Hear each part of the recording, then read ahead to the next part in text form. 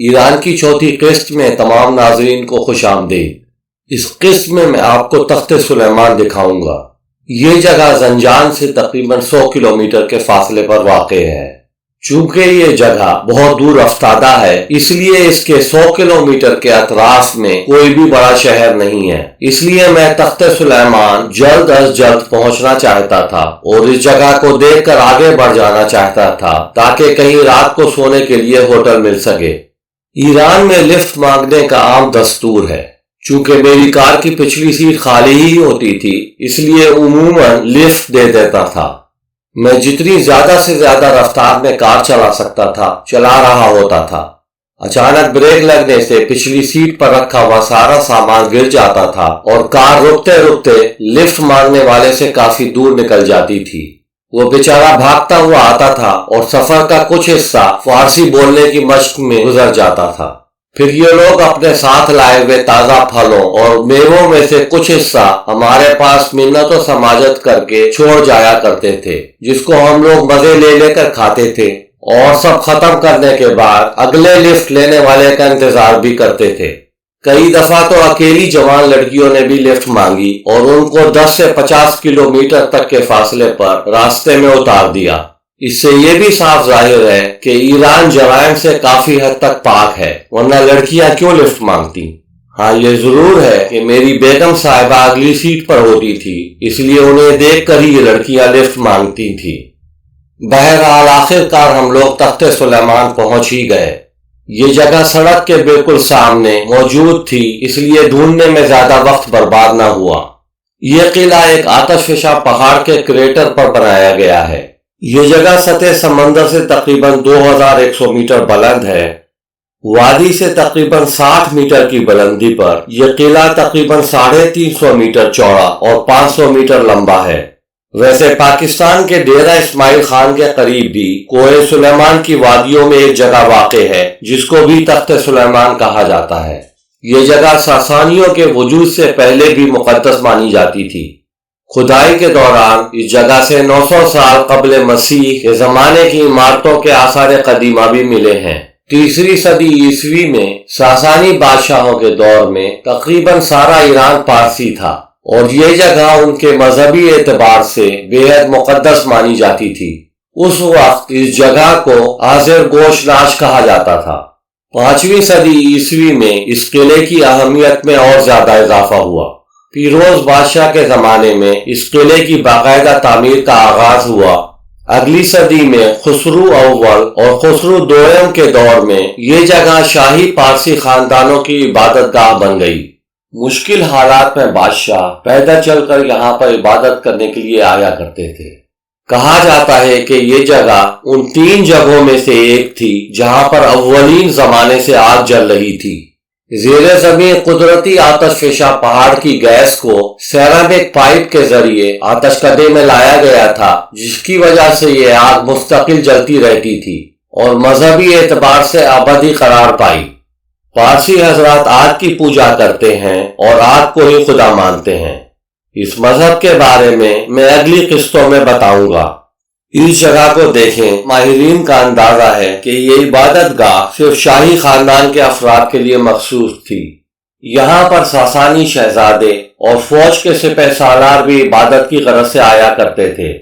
کبھی یہاں پر گنبد نما چھت ہوا کرتی تھی۔ ساسانیوں نے یہاں پر اناہیتا کا بھی ایک مندر بنایا تھا۔ اناہیتا پانی کی دیوی مانی جاتی تھی۔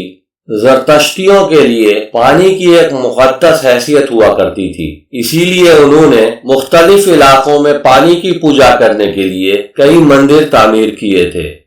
جنوب مشرقی کونے میں یہ جگہ 300 میٹر لمبی اور 2 میٹر اونچی ہے۔ یہ جگہ جھیل کی مٹی سے تعمیر کی گئی تھی۔ مقامی لوگ اس کو ڈریگان کا پتھر کہتے ہیں۔ اس عمارت کے مغربی حصے میں 8 دیواروں پر مشتمل 2 کمرے ہوا کرتے تھے۔ اس جگہ پر ساسانی اور اکھنڈ دونوں کا طرز تعمیر موجود ہے۔ اکھنڈ بادشاہوں نے کچھ ساسانی کمروں کی مرمت بھی کی اور تعمیر نو بھی۔ یہاں پر مختلف اقسام کے سنہری کام کیے ہوئے ٹائل اور غیر معمولی ڈیکوریشن بھی ملی ہیں۔ یہ راستہ شمالی حصے پر ہے اور اس کا ایک مغربی اور دوسرا مشرقی حصہ بھی ہے۔ مغربی حصہ حکومتی آفس کی طرف لے جاتا ہے اور مشرقی حصہ عبادت گاہ کی طرف لے جاتا ہے۔ دونوں حصوں کا درمیانی فاصلہ 10 میٹر ہے۔ مغربی حصے کو خسرو پورچ بھی کہا جاتا ہے۔ یہ مندر کے بالکل قریب بنایا گیا تھا۔ اس کے نچلے حصے کو نفاست سے کٹے ہوئے پتھروں سے بنایا گیا تھا، جبکہ باقی عمارت اینٹوں سے بنی ہوئی تھی۔ پھر اکھنڈ کے دور میں اس کی تعمیر نو کی گئی تھی۔ اس حصے میں 2 ہال ساتھ ساتھ ہیں۔ کھدائی کے دوران اس جگہ سے مذہبی تہواروں کے دوران استعمال کرنے والے پلاسٹر سے بنی ہوئی اشیاء بھی ملی ہیں۔ اس علاقے میں دور دور تک کافی جھیلیں، جنگلات اور شکار کرنے کے لائق جانور پائے جاتے تھے، اس لیے بادشاہ اس علاقے میں شکار کرنے کے لیے بھی آیا کرتے تھے۔ اس کمرے میں وہ شکاری آلات بھی رکھا کرتے تھے اور اس جگہ کو وقتی طور پر رہائش کے لیے استعمال کیا کرتے تھے۔ اس کمرے کو منگول بادشاہ اباقا خان نے تعمیر کیا تھا۔ اس کے بعد یہ کمرہ الخان بادشاہ کے دور تک استعمال میں رہا، جس کے بعد اس جگہ کو بے پرسان حال چھوڑ دیا گیا۔ 13ویں صدی عیسوی میں یہ قلعہ منگول بادشاہ الخنیت خان نے اپنی گرمیوں کے رہائش کے طور پر باقاعدہ استعمال کرنا شروع کر دیا تھا۔ اس قلعے کی مغربی عمارت کے عقب میں جھیل کے پاس یہ جگہ کونسل چیمبر کے طور پر استعمال کی جاتی تھی۔ اس عمارت میں 4 ستون ہوا کرتے تھے۔ آج کل اس پر ایک وقتی چھت ڈال دی گئی ہے اور کھدائی سے نکلے ہوئے آثارات یہاں نمائش کی غرض سے رکھے ہوئے ہیں۔ یہاں سے مناسب رقم کے عوض کچھ مقامی ہینڈی کرافٹ بھی خریدے جا سکتے ہیں۔ سن 2004 کی کھدائی کے دوران شمالی حصے میں یہ 20 میٹر لمبا اور 20 میٹر چوڑا کمرہ بھی ملا ہے۔ اکھنڈ بادشاہوں کے آخری دور میں یہ ایک مسجد بنائی گئی تھی، جس کی تعمیر میں سرخ پتھر استعمال کیے گئے تھے۔ اس قسم کے پتھر اس علاقے میں عام پائے جاتے ہیں۔ اگست 2006 کی کھدائی کے دوران اینٹوں، ٹائلوں اور پلاسٹر سے بنے ہوئے کچھ حماموں کے آثار بھی ملے ہیں۔ ان میں پانی لانے، گرم کرنے، نہانے اور آب نکاسی کا مکمل انتظام ہوا کرتا تھا۔ اس کا فرش پکا اور چھتیں اینٹوں کی ہوا کرتی تھیں۔ یہ قلعہ دراصل ایک آتش فشاں پہاڑ کے کریٹر پر بنایا گیا ہے، جس کے کریٹر میں ایک جھیل میں پانی بھرا ہوا ہے جو کہ زہریلا ہے اور کسی کام کا بھی نہیں ہے۔ اس کو نہ تو آپ پی سکتے ہیں اور نہ ہی اس سے کھیتی باڑی کر سکتے ہیں۔ یہ پانی ایک چشمے کی صورت میں بہہ کر نیچے کی طرف جاتا ہے۔ یہ جھیل 80 میٹر چوڑی اور 120 میٹر لمبی ہے۔ کناروں پر یہ جھیل 4 سے 50 میٹر تک گہری ہے، لیکن شمال مشرق میں 112 میٹر تک گہری ہے۔ پانی کا درجہ حرارت 21 ڈگری سینٹی گریڈ ہوتا ہے اور اس کے پانی کا بہاؤ تقریباً 45 لیٹر فی سیکنڈ یا 600 گیلن فی منٹ ہوتا ہے۔ ویسے یہ بھی بتا دوں کہ پرانے زمانے میں یہ جگہ بے حد پر اسرار سمجھی جاتی تھی۔ اس مندر کی حفاظت کے لیے ساسانیوں نے اس کے ارد گرد 1120 میٹر لمبی اور 13 میٹر اونچی فصیل بنوائی تھی، جس میں 38 ٹاور ہوا کرتے تھے اور 2 دروازے، ایک دروازہ شمال میں اور دوسرا دروازہ جنوب میں۔ لیکن اس دفاع کا کوئی فائدہ نہ ہوا۔ بازنطینیوں نے سن 627 عیسوی میں ساسانیوں کے حملے کے جواب میں اس قلعے پر حملہ کر دیا اور ساسانی اس مندر کا دفاع نہ کر پائے۔ بہرحال حملے کے بعد بازنطینی جاتے جاتے اس قلعے کی اندر کی تمام عمارات کو مسمار بھی کر گئے، جس کے بعد ان لوگوں نے اس قلعے کی تھوڑی سی مرمت کی۔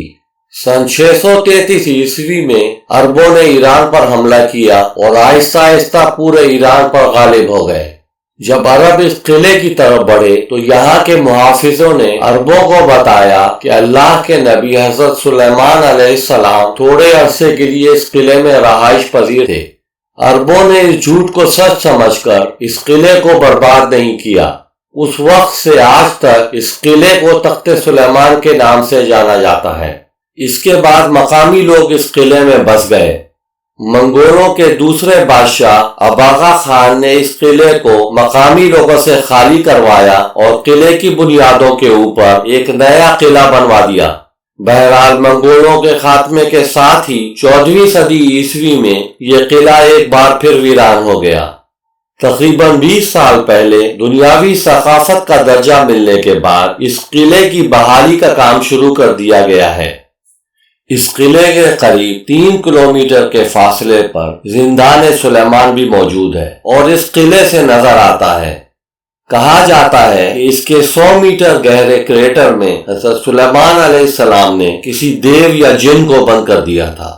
ویسے دیو ہو یا جن، اس کریٹر کے پاس اگر کسی کو قید کر دیا جاتا تو وہ اس آتش فشاں پہاڑ کی زہریلی گیسوں کے اخراج میں سانس لے کر کچھ دنوں میں ویسے ہی مر جاتا۔ اس آتش فشاں پہاڑ کے دہانے پر 900 سال قبل مسیح حفاظتی دیوار ہوا کرتی تھی اور وہیں پر زرتشتیوں نے اپنا عبادت خانہ بھی بنایا ہوا تھا۔ یہ آتش کدہ بھی تخت سلیمان کی طرح حضرت سلیمان علیہ السلام سے منسوب کر کے بچا لیا گیا۔